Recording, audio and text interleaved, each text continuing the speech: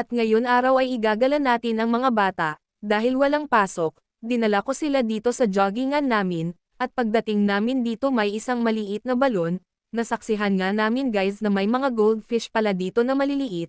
Nakakatuwa kasi yung mga nakikita ko na tinitinda sa palengke sa ganito pala nang gagaling. Tamang-tama mangunguha kami kasi may aquarium na maliit sa bahay. Naiisip ko tuloy, paano kapag natuyuan ito ng tubig? Sayang ang mga goldfish. Nakakapanghinayang, tsaka kawawa naman sila.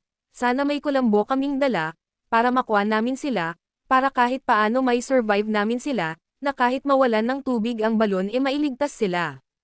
Kuya ko, ano pa daw? Matitaw si kuya mga... Ate Tia, tingin ka sa inahapakan mo ah. Baka madulas ka. Si Kitty hindi naka-stick ano. Hanapan mo anak si Kitty ng stick. Mamay ko. Tapos, plastic. Tapos plastic. Okay na ba ako? Sige. Magtakbo ako. Ayun na Ate Tia, lalaki sana oh. Ayun na, maliit.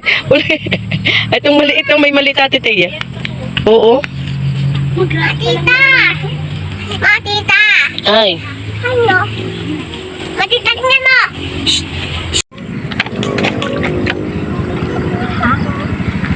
Matita mo hindi ko plastic? Opo. Paano ko dito pa pasusok ko daywa?